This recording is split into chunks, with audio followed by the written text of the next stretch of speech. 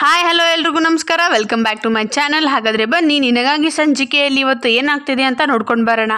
ರಚ್ಚು ಅಮ್ಮನಿಗೆ ಕೇಸರಿ ಬಾತ್ ಅಂದರೆ ತುಂಬ ಇಷ್ಟ. ಪ್ಲೀಸ್ ಚಿಕ್ಕಮ್ಮ ಇವತ್ತೊಂದಿನ ನಾನು ಮಾಡಿಕೊಡ್ತೀನಿ ಅಂತ ಹೇಳಿ ಅವನ್ನ ಕಾಡಿ ಬೇಡಿ ಒಪ್ಪಿಸಿ ಅಡುಗೆ ಮನೆಯಲ್ಲಿ ಅಡುಗೆ ಮಾಡ್ತಿರುವಾಗ ಕೈ ಸುಟ್ಬಿಡ್ತೆ.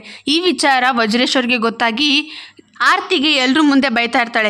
ರಚ್ಚು ಸಾರಿ ಅಮ್ಮ, ಇದರಲ್ಲಿ ಚಿಕ್ಕಮ್ಮನಿಂದ ಏನೂ ತಪ್ಪಿಲ್ಲ, ಎಲ್ಲ ನಂದೇ ತಪ್ಪು ಅಂತ ಹೇಳ್ತಾಳೆ. ಆದರೂ ವಜ್ರೇಶ್ವರಿ ನೀನು ಸುಮ್ಮನೆ ಕುತ್ಕೋ, ಏನು ಮಾತಾಡಬೇಡ ಅಂತ ಹೇಳಿ ಅವಳನ್ನ ಜಬರ್ಸಿ ಕೊಡಿಸ್ತಾಳೆ. ನಿನಗೆ ಎಷ್ಟು ಸರಿ ಹೇಳಿದ್ದೀನಿ ರಚನಾಗಿ ಏನು ಬೇಕು ಅನ್ನೋದನ್ನ ತಿಳ್ಕೊಂಡು ಅವಳ ಹತ್ರ ತಂದು ಕೊಡು ಅಂತ, ಆದರೆ ಅವಳನ್ನೇ ಇವತ್ತು ಕಿಚನಿಗೆ ಬಿಟ್ಟಿದ್ಯಾ ಅಂತ.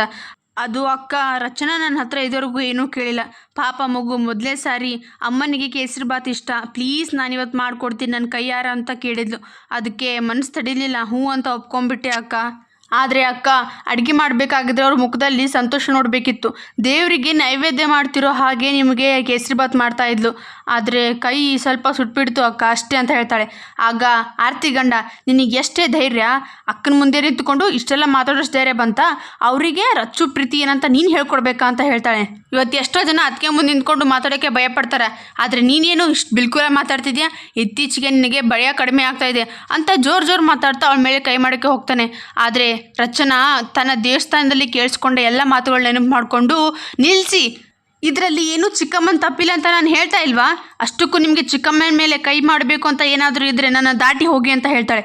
ಇದನ್ನು ಕೇಳಿ ವಜ್ರೇಶ್ವರಿಗೆ ಮನೆಯವರು ಎಲ್ರಿಗೂ ಶಾಕ್ ಆಗುತ್ತೆ. ಅಮ್ಮ ಸಾರಿ ಅಮ್ಮ, ಇದರಲ್ಲಿ ನನ್ನ ಮಾತ್ರ ತಪ್ಪಿರೋದು, ಚಿಕ್ಕಮ್ಮಂದು ಏನೂ ತಪ್ಪಿಲ್ಲ, ಪ್ಲೀಸ್ ಅಮ್ಮ ಅವರಿಗೇನು ಅನ್ಬೇಡಿ, ಅವ್ರು ಬೇಡ ಅಂತಂದರು, ಆದರೆ ನಾನೇ ಹಠ ಮಾಡಿ ಮಾಡ್ತೀನಿ ಅಂತ ಹೋದೆ ಅಮ್ಮ. ಅಷ್ಟಕ್ಕೂ ನಂಗೆ ಮನೆಯಲ್ಲಿ ಸಾಮಾನ್ಯ ಹುಡುಗಿಯಾಗಿ ಎಲ್ಲರ ಜೊತೆ ನಗ್ನಗ್ತಾ ಇರಬೇಕಂತ ಆಸೆ ಅಮ್ಮ. ಅಟ್ಲೀಸ್ಟ್ ಮನೆಯಲ್ಲಾದರೂ ಫ್ರೀ ಆಗಿದ್ದು ಎಲ್ಲರ ಜೊತೆನೂ ವೈಬ್ ಮಾಡ್ತಾ ಎಲ್ಲರ ಜೊತೆ ಮಾತಾಡ್ಕೊಂಡು ಓಡಾಡಬೇಕು ಅಂತ ಅನಿಸುತ್ತೆ ಅಮ್ಮ. ನಾನು ಖುಷಿಯಾಗಿಲ್ಲದೆ ನನ್ನ ಜೊತೆಗಿರೋರು ಕೂಡ ಖುಷಿಯಾಗಿರ್ಬೇಕಮ್ಮ. ಇದನ್ನು ನಾನು ಹೊಸ್ದಾಗಿ ಕಲ್ತಿದ್ದೀನಿ. ಮತ್ತು ನಮ್ಮ ಜೊತೆಗಿರೋರಿಗೆ ನಾವು ಯಾವಾಗೂ ಧೈರ್ಯ ಕೊಡಬೇಕು. ನಿನಗೇನಾದರೂ ನಾನು ನಿನ್ನ ಜೊತೆಲಿದ್ದೀನಿ, ಖುಷಿಯಾಗಿರು ಅಂತ ಹೇಳಬೇಕಂತ ಅಂದ್ಕೊಂಡಿದ್ದೀನಿ ಅಮ್ಮ. ಈಗೆಲ್ಲ ಅಂದ್ಕೊಳೋದು ತಪ್ಪ ಅಮ್ಮ ಅಂತ ಕೇಳ್ತಾಳೆ ರಚ್ಚು. ಆದರೆ ಇದಕ್ಕೇನು ಉತ್ತರ ಕೊಡದೆ ಸುಮ್ಮನೆ ಹೋಗ್ಬಿಡ್ತಾರೆ ವಜ್ರೇಶ್ವರಿ ಅವರು. ಇತ್ತ ಮನೆಯಲ್ಲಿ ಜೀವ ಕೃಷ್ಣನಿಗೋಸ್ಕರ ಒಂದು ಕತೆ ಹೇಳಿ ಮತ್ತು ಹಾಡಿ ಅವಳನ್ನ ಮಲಗಿಸಿ ಬರ್ತಾನೆ. ಆಗ ಬಾಲ ಹೇಳ್ತಾನೆ, ಕೃಷ್ಣನ ಸುತ್ತ ನಮ್ಮದೊಂದು ಪುಟ್ಟ ಪ್ರಪಂಚ ಬೆಳ್ಕೊಂಡ್ಬಿಟ್ಟಿದೆ ಅಂತಾನೆ. ಅದಕ್ಕೆ ಜೀವ, ಕೃಷ್ಣನಿಗೆ ಏನು ಹೋಗೋಕ್ಕೆ ನಾನು ಬಿಡೋದಿಲ್ಲ. ಆಗ ಬಾಲ ಹೇಳ್ತಾನೆ, ನೀನು ಅಂದ್ಕೊಂಡಿರೋ ಹಾಗೆ ಆ ಮದ್ಕ ಸುಮ್ಮನೆ ಅಲ್ಲ, ಅವನು ತುಂಬ ಕೆಟ್ಟವನು. ಇವಾಗ ನೋಡಿದ್ರೆ ಅವನೇ ಫೀಲ್ಡಿಗೆ ಇಳಿದಿದ್ದಾನೆ.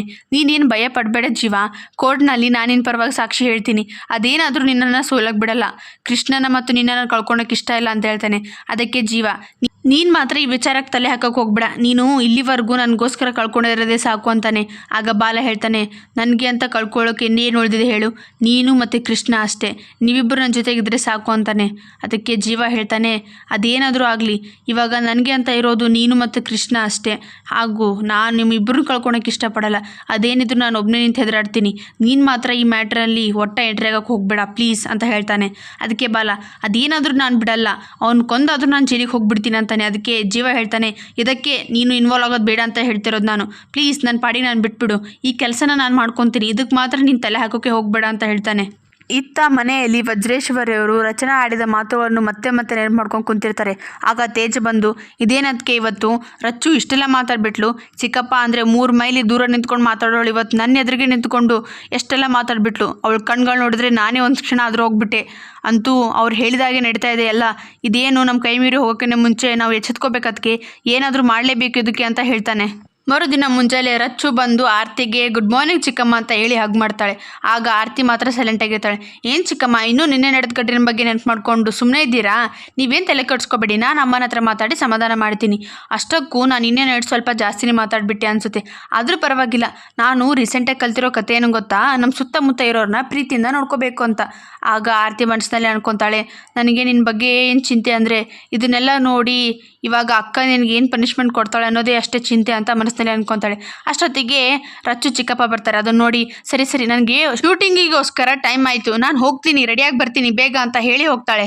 ಆಗ ಆರ್ತಿ ಅವ್ರ ಹತ್ರ ಮಾತಾಡಬೇಕು ಅಂತ ಬಂದು, ಅಲ್ಲ ನೀವು ಯಾವಾಗಲೂ ರಚನೆಗೆ ಬೆನ್ಗಾವಲಾಗಿರ್ತೀರ, ಒಂದು ನೊಣ ಕೂಡ ಅವಳಿಗೆ ತೊಂದರೆ ಕೊಡ್ತಾ ಇರೋ ಥರ ನೋಡ್ಕೋತೀರ, ಆದರೆ ಮನೆಯಲ್ಲಿ ಇಷ್ಟೊಂದು ಭ್ರಷ್ಟಾಚಾರ ಅವಳ ಮೇಲೆ ಇಷ್ಟೊಂದೆಲ್ಲ ನಡೀತಾ ಇದೆ, ಆದರೆ ಇದ್ರ ಬಗ್ಗೆ ಯಾಕೆ ನೀವು ಒಂದೇನೂ ಪ್ರಶ್ನೆ ಮಾಡಲ್ಲ, ಅವಳಿಗೆ ಮುಖ ಕೊಟ್ಟಿದ್ರ ಬಗ್ಗೆ ಯಾಕೆ ಮಾತಾಡಲ್ಲ ಅಂತ ಕೇಳ್ತಾಳೆ. ಅದಕ್ಕೆ ಅವರು ಹೇಳ್ತಾರೆ, ನಾನು ಮಾಡಿದ ಕೆಲವೊಂದು ತಪ್ಪುಗಳು ಇವತ್ತಿಗೆ ಅವಳಿಗೆ ಭಾಳ ತೊಂದರೆ ಕೊಟ್ಟಿದ್ದಾವೆ. ಇನ್ನು ಮುಂದೆ ನಾನು ಏನಾದರೂ ಮಾಡಿ ಅವಳಿಗೆ ಮುಂದಿನ ಜೀವನಕ್ಕೆ ಏನಾದರೂ ತೊಂದರೆ ಆಗ್ಬೋದು ಅನ್ನೋ ಕಾರಣಕ್ಕೆ ನಾನು ಸುಮ್ಮನಿದ್ದೀನಿ ಅಷ್ಟೇ ಅಂತ ಹೇಳಿ ಅಲ್ಲಿಂದ ಹೋಗ್ತಾರೆ. ಆಗ ರತ್ನ ಅನ್ಕೊತಾಳೆ, ಏನು ಇವರು ಎಲ್ಲನೂ ಒಗಟೊಗಟೆ ಮಾತಾಡ್ತಾರೆ, ಹೀಗೆ ಮಾತಾಡಿದ್ರೆ ನನಗೇನು ಅರ್ಥ ಆಗಬೇಕು ಅಂತಾಳೆ. ಹೀಗೆ ಕೃಷ್ಣ ಇವತ್ತು ಸಂಡೇ ಅಂತ ಹೇಳ್ಕೊಂಡು ಹಾಡಾಡ್ತಾ ಇರ್ತಾಳೆ. ಆಗ ಬಾಲ, ಕೃಷ್ಣ ಮತ್ತು ಜೀವ ನಡುವೆ ಕೆಲವೊಂದಿಷ್ಟು ತಮಾಷೆಗಳು ನಡೀತವೆ. ಅದಾದಮೇಲೆ ಜೀವ 2 ಬಾಕ್ಸ್ ಕಟ್ಟಿ, ತಗೋ ಬೇಬಿ, ಒಂದು ನಿನಗೆ, ಒಂದು ಆ ದುಶ್ಮನ್ ಬರ್ತಾನಲ್ಲ ನನ್ನ ರಕ್ಷಿತ್ ಅವನಿಗೆ ಅಂತ ಹೇಳ್ತಾನೆ. ಅದನ್ನು ಕೊಟ್ಟು ಬೇಬಿಗೆ ಬಾಕ್ಸಲ್ಲಿ ಪ್ಯಾಕ್ ಮಾಡಿ ಕೊಡ್ತಾರೆ. ಆಗ ಬಾಲ ಹೇಳ್ತಾನೆ, ಏನು ಮಗ ಮುಂದೆ ನಿನ್ನ ಅಳಿಯನಿಗೆ ಇವಾಗಲೇ ಪ್ರಿಪೇರಾ ಅಂತ ಹೇಳ್ತಿರ್ತಾನೆ. ಅದಕ್ಕೆ ನಮ್ಮ ಬೇಬಿಗೆ ನಾನು ಮದುವೆನೇ ಮಾಡಲ್ಲ, ಅವಾಗ ಏನು ಮಾಡ್ತೀಯಾ ಅಂತ ಕೇಳ್ತಾನೆ. ಅಪ್ಪ ಮದುವೆ ಆಗಲ್ಲ ಅಂತ, ಇವಾಗ ನೋಡಿದ್ರೆ ಎಲ್ಲರೂ ಡೇಟಿಂಗ್ ಅಂತ ಓಡಾಡ್ತಿದ್ರೆ ನೀನು ಮದುವೆ ಮಾಡಲ್ಲ ಅಂತ ಹೇಳ್ತಿದ್ದಿಲ್ಲ. ಆಗ ಬೇಬಿ ಕೇಳ್ತಾಳೆ, ಡೇಟಿಂಗ್ ಅಂದರೆ ಏನು ಅಂತ. ಅದಕ್ಕೆ ಬಾಲ ಏನು ಹೇಳಬೇಕು ಅಂತ ಗೊತ್ತಾಗಿ, ಏನಿಲ್ಲಪ್ಪ ಸಂಡೇ ದಿನ ಇರುತ್ತಲ್ಲ ಆವಾಗ ಎಲ್ಲರೂ ಸೇರಿಕೊಂಡು ಊಟ ಮಾಡೋದಷ್ಟೇ ಅಂತ ಹೇಳ್ತಾಳೆ. ಅದಕ್ಕೆ ಬೇಬಿ, ಹಾಗಾದರೆ ಇವಾಗ ರಕ್ಷಿತ್ ಬರ್ತಾನಲ್ಲ, ನಾನು ರಕ್ಷಿತ್ ಕೂತ್ಕೊಂಡು ಊಟ ಮಾಡಿದ್ದು ಡೇಟಿಂಗಾ ಅಂತ ಕೇಳ್ತಾಳೆ. ಅದಕ್ಕೆ ಏನು ಹೇಳಬೇಕು ಅಂತ ಗೊತ್ತಾಗಿ, ಸರಿ ಪುಟ್ಟಿ ಇವಾಗ ಟೈಮ್ ಆಯ್ತು, ನೀನು ಓದ್ಕೊ ನಡಿ ಅಂತ ಹೇಳಿ ಅವಳನ್ನ ಕಳಿಸ್ತಾರೆ. ಆಗ ಜೀವ ಹೇಳ್ತಾನೆ, ಚಿಕ್ಕ ಹುಡುಗರ ಹತ್ರ ಏನು ಮಾತಾಡ್ಬೇಕಂತ ಅರ್ಥ ಆಗಲ್ವೇನೋ, ಥೂ ನಿನಗೆ ಅಂತ ಬೈತಾನೆ. ಸಡನ್ನಾಗಿ ಜೀವ ಇದ್ದಕ್ಕಿದ್ದಂತೆ ಸೈಲೆಂಟ್ ಆಗ್ತಾನೆ. ಅದಕ್ಕೆ ಬಾಲ ಕೇಳ್ತಾನೆ, ಯಾಕೋ ಏನಾಯಿತು ಸೈಲೆಂಟ್ ಆದಲ್ಲ ಅಂತ. ಅದಕ್ಕೆ ಜೀವ ಹೇಳ್ತಾನೆ, ನಾವು ನೋಡಿದ್ರೆ ಬೇಬಿ ಬಗ್ಗೆ ಇಷ್ಟೆಲ್ಲ ಕನಸು ಕಟ್ಟಿದ್ದೀವಿ, ಕೊನೆವರೆಗೂ ಬೇಬಿ ನಮ್ಮ ಜೊತೆ ಇರ್ತಾಳಲ್ವಾ ಅಂತ ಹೇಳ್ತಾನೆ. ನಮ್ಮ ಈ ಕನಸೆಲ್ಲ ನಿಜ ಆಗುತ್ತಲ್ವಾ ಅಂತ ಹೇಳೋಷ್ಟ್ರಿಗೆ ಅದು ಸಾಧ್ಯವಾಗುತ್ತೆ, ನಿಮ್ಮ ಬೇಬಿ ನಿಮ್ಮ ಜೊತೆ ಕೊನೆವರೆಗೂ ಇರ್ತಾಳೆ, ನೀವೇನು ಟೆನ್ಷನ್ ತೊಗೋಬೇಡಿ ಅಂತ ಹೇಳ್ತಾರೆ. ಯಾರಂತ ತಿರುಗಿ ನೋಡಿದ್ರೆ ಅದು ಲಾಯರ್ ಮೈತ್ರಿ ಅವರಾಗಿರ್ತಾರೆ. ಓ ನೀವಾ ಮೇಡಮ್, ಬನ್ನಿ ನೀವೇನಿಲ್ಲಿ ಅಂತ ಕೇಳ್ತಾರೆ. ಅದಕ್ಕೆ ಮೈತ್ರಿ ಹೇಳ್ತಾರೆ, ಏನಿಲ್ಲ ಜೀವ, ನಿಮ್ಮ ಹತ್ರ ಸ್ವಲ್ಪ ಪರ್ಸ್ನಲ್ಲಾಗಿ ಮಾತಾಡಬೇಕಿತ್ತು ಬನ್ನಿ ಅಂತ ಹೇಳ್ತಾರೆ. ಅದಕ್ಕೆ ಸರಿ ಅಂತ ಹೇಳಿ ಅವ್ರ ಜೊತೆ ಹೋಗ್ತಾನೆ. ಇತ್ತ ಗಿರಾಕಿಗಳನ್ನೆಲ್ಲ ಬಾಲ ನೋಡ್ಕೊಳ್ತಾನೆ. ಇನ್ನೇನು ಟೈಮ್ ಆಯಿತು, ಬೇಗ ರೆಡಿ ಆಗಬೇಕು ಅಂತ ರಚ್ಚು ಓಡೋಗ್ತಾ ಇರ್ತಾಳೆ. ಆವಾಗ ಅವ್ರ ಅಮ್ಮ ಕರೆದು ಇವತ್ತು ಶೂಟಿಂಗ್ ಕ್ಯಾನ್ಸಲ್ ಅಂತ ಹೇಳ್ತಾಳೆ. ಅದಕ್ಕೆ ಶಾಕ್ ಆಗಿ, ಯಾಕಮ್ಮ ನಿನ್ನೆ ರಾತ್ರಿ ನಾನು ಹಾಗೆಲ್ಲ ಮಾಡಿದೆ ಅಂತ ಬೇಜಾರಾಯ್ತಮ್ಮ, ಸಾರಿ ಅಂತ ಕೇಳ್ತಾಳೆ. ಅದಕ್ಕೆ ಅವ್ರು ಹೇಳ್ತಾರೆ, ಇಲ್ಲ ನೀನೇನು ತಪ್ಪು ಮಾತಾಡಿಲ್ಲ, ನೀನು ಕರೆಕ್ಟಾಗಿ ಮಾತಾಡಿದೆ. ಈ ಗಂಡು ಪ್ರಧಾನವಾದ ಸಮಾಜದಲ್ಲಿ ಗುಂಡಿಗೆಯಲ್ಲಿ ಧೈರ್ಯ ಇದ್ದರೆ ಹೆಣ್ಣು ಸಹ ಪ್ರಧಾನವಾಗಿ ಬದುಕ್ಬೋದು ಅನ್ನೋದನ್ನು ನಾನು ತೋರಿಸ್ಕೊಟ್ಟೆ. ಇವಾಗ ನೀನು ತೋರಿಸ್ಕೊಡ್ತಾ ಇದ್ದೀಯಾ, ಅದಕ್ಕೆ ನನಗೆ ಖುಷಿ ಇದೆ.